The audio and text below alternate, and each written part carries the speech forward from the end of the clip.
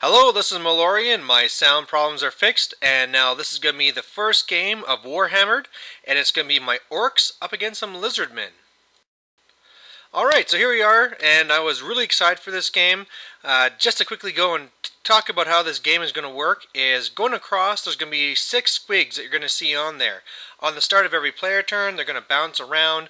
You can charge them, you can kill them, you can't shoot them though. And then once you kill them, they're going to be on the unit, just like a captured banner. On turn 3, you're going to roll a dice, all the squigs are numbered, and whatever one it is, that's the one you're trying to fight for. So whoever controls that squig at the end of the game wins the game. Past that, victory points are going to decide if it's a minor or a major win. Now, as far as terrain goes, things have crazy magical effects, but, you know, for the most part, they really didn't play any part. Just to quickly go over from my force, on the left side, I have my Wolf Chariot, I got my Savage Orc Boar Boys, the Wolf Riders, the Black Orcs, the Single Troll, the Mangler, the Savages that have both my characters in there, or 2 of them. Where the hell is Super Orc? Super Orc is somewhere around there too, probably just on the other side of the rocks. He's in front of the Black Orcs. Then I got my Night Goblin Archers with a BSB. I got my Night Goblin Spearmen. Then I got my Spiders, my Shield Orcs, and my Bow Orcs. And then finally I have my Boar Chariot that you can't see on the far right. For my opponent, what he's going to have from left to right is he's going to have some skinks. He's going to have a stegodon, that's an ancient that has the whole little war chief with the spear on there. There is a flying skink priest back there. Then he has a good sized unit of the cold one, Saurus Cav, and in there is going to be an old blood. Then he has another stegodon. There is a flying ethereal slan behind there. Then he has 3 salamanders and a big unit of Saurus, and in there he has a BSB. And then finally on the far right there's going to be some skinks as well. So going into this game, I was really worried because, you know, as far as magic goes, he's going to be really dominating magic with having a slan and all this. The really good news, though, is that I have Mind Razor. I have never gotten to cast Mind Razor ever, and so I was pretty excited to get that off. Part of it that I actually thought was on my side for this was the whole mission, where it's all about these random squigs. He can be defensive as he wants, and I can just go for them. And with more units, I should be able to get the jump on them, and then even if I do have to fight those Saurus eventually, which I'm sure I'm going to have to, I have enough throwaway units that I can hopefully make it so the combat happens on my turn, and I can just force that Mind Razor off. So that's mainly the game plan there. You know, hopefully Super Orc can do some craziness, but you know, that's really it from this part. I just got to really see where the squigs are going to go, and then we'll change the tactics from there. And here's just a real focus here on the center, and I mean, this is really where the whole combat's going to happen. I have a lot of stuff on the flanks because I thought I'd have to deal with the salamanders and the skinks being out there, but for the most part, unless I get lucky and I get one of the squigs on the far outside, the combat's all going to be happening right here in the center. So hopefully, I mean, on the left side I'm not worried. My Black Orcs will destroy anything over there, but on the right side I'm a lot more worried because that big Saurus horde and his whole light slan that can be making them, you know, always strike first, +1 attack, and initiative 10, weapon skill 10, it can get pretty nasty. The other interesting thing about this game is that this is my challenge game.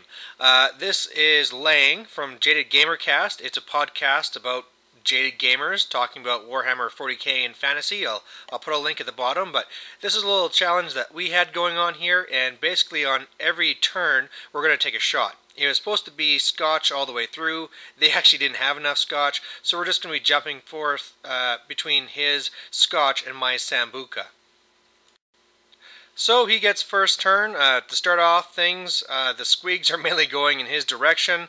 Made it pretty easy. Each of his stegodons already got one of the squigs, and the other ones are pretty close to him. So he only moved up a little bit though, so he's a little bit defensive. So, you know, the whole idea of me grabbing the squig and then it being me and then I don't care if he is defensive is not so good, I guess, since he's already grabbing most of the squigs. But the good news is that when he started doing his magic phase and trying to shoot at me and stuff, he went one at the Mangler squig there and only did 2 wounds, so still alive. So then on my turn, I have some serious animosity problems. My Savage Orc Boar Boys on the left side, they got the charge to do nothing, so they did nothing. My Night Goblin units fought each other, and yeah, so a pass from that, not too bad. I'm moving up pretty aggressively on the left because I don't care. You know, I have my pump wagon, which I forgot to mention. Just trying to get into those skinks to kill them and then maybe get into his priest. Otherwise, I have to be fairly careful because these Stegodons here are fairly deadly. Even though I can go and pretty much dominate units one by one on the left side, if he throws in a couple of Stegodons as well, get some combo charges, it's going to get pretty nasty. Apart from that, I think I got a squig now with my troll. I got a squig with my, I think my shield orcs. So at this point, we each control 2, and you can see the other 2 out there. And that's pretty much it for this turn.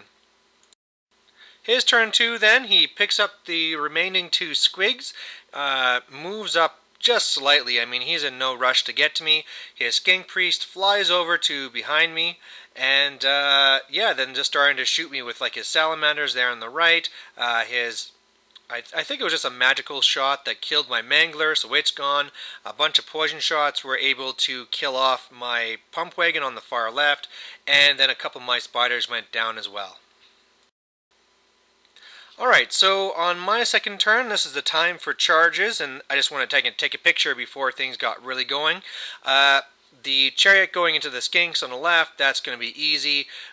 What I did here is I comboed my spiders and my savages into his salamanders. That should be an easy win, and then I'm just going to overrun into his source.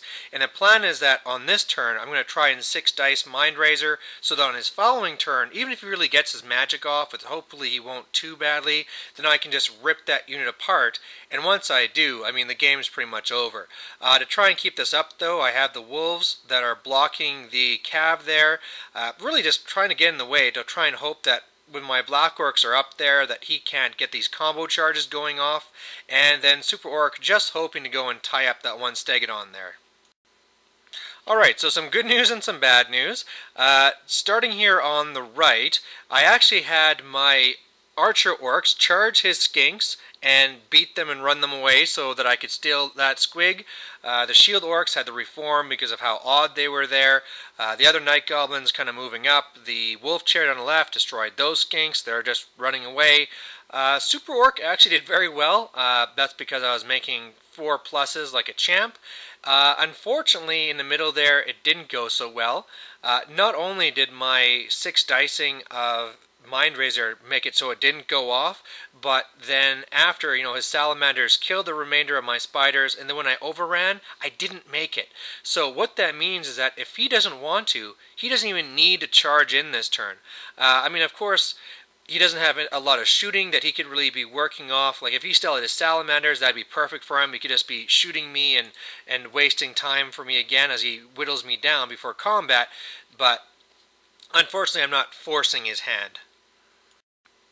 Turn 3 then, this is when we find out which is the actual squig. Turns out it's the one on the Stegodon here, so I really hope that Super Orc can do fairly well, because if this Stegodon starts running away, that'll be a lot of problems. His Saurus do charge into me on the right, and he combo charges both his Stegodon, his Ancient, and his Saurus Cav into my Wolf Riders. So I kind of misread that because his base was larger than what it needed to be, so I guess I didn't really look at that right. But either way, I'm not feeling too bad. I mean, hopefully both units won't be able to overrun into me, and then my Black Orcs can handle whatever's there. So, end of his turn, it looks like this. Obviously, my squigs were just destroyed, and or so not my squigs, my Wolf Riders destroyed. Both were managed to overrun into my Black Orcs, so that's not great. The one thing that is good is his magic phase wasn't super good. He got an okay number of dice. The big thing is that I was able to shut down some of the more major spells that I was worried about. So I think maybe there were the one where he's initiative 10, but not too bad. He didn't get the whole combos off. So we both killed tons of each other, and the main thing is I held, because I was really worried that if this screwed up and he had a crazy magic phase, I could break, I could lose two of my war bosses, including my general, and things were just going to fall apart. But luckily, it's still there. Super Orc got his butt kicked a little bit. He's down to just 1 wound, but he's hanging in there. And I just need a big counter now. And good counter I do have. Basically what happened is the Wolf Chariot went into the flank of the Stegodon. For the most part, I was just going to do that for combat res, but impact hits alone killed the Stegodon. I could not believe it. I mean, I'd done, I think, 1 or 2 wounds maybe with Super Orc before, but I just rolled perfectly. I mean, wounding 5+ like a champ, and then everything going to Stegodon. Look at that. He's dead. Super Orc has the squig. So that is really good news. I was able to get off Mind Razor this turn, so that's helping turn the tide in the center there. And my Black Orcs, look at that. I lost 30 in 1 round. Luckily, I'm still steadfast, and you know, if they can just hold those guys up until I can get something else in there, you know, I got my other Night Goblins coming, that'd be great. His turn 4, he charges his Slan into my Super Orc here. That's because I have no magical weapon and I can't hurt him, so, you know, he has the charge, he's going to be winning combat res by 1, and if he can break me, then I'm in big trouble, because not only do I lose a squig, but it's now on his flying around Slan. So things kinda went to plan. By the way, we forgot that when the casket explodes, that then it shoots out and does damage to everything.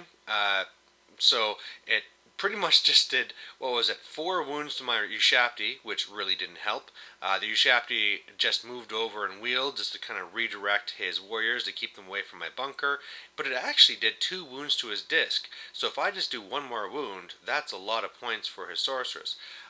My Bowman went and reformed for ranks, just in case he went and charged me with his Lord, which, by the way, is that pile of yellow dice, because he's fixing my damage to it.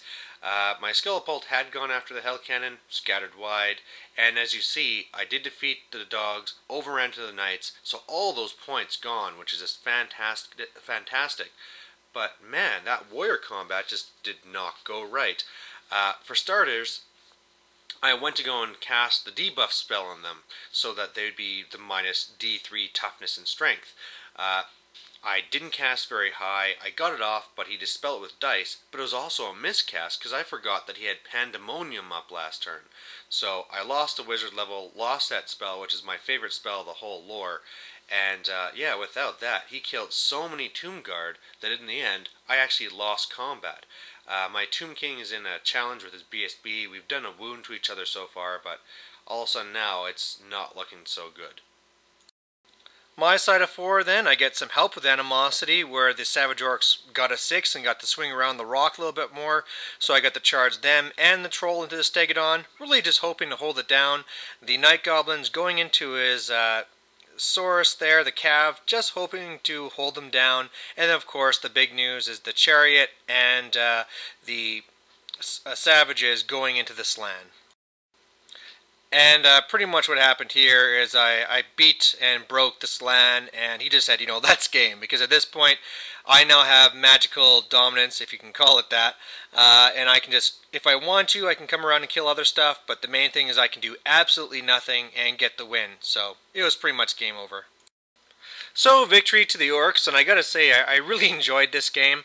I mean, not only were we downing shots of Scotch and Sambuca like crazy, but it was just a wild and interesting game. Having Mind Razor on my Savage Orcs was just really crazy. Having the Chariot being able to slam into a side of a stag and kill it is always cool. Super Orc, you know, he did very well, winning the game and holding up a Stegodon, so I could slam it in the side. And really, you know, it's just some of the little crazy things that happened as well. My opponent there, on one of his last magic phase, he had 11 dice, and, you know, on a Slan, that means you're screwed. However, on his very first cast, he threw 6 dice at something and failed to cast. So, lost concentration, magic phase is pretty much over. So that was pretty crazy. Something else that was kind of funny is that after we were done the whole thing, you know, I gave him my list, said this is where you can find the battle report. He gave me his list just to give a quick look over.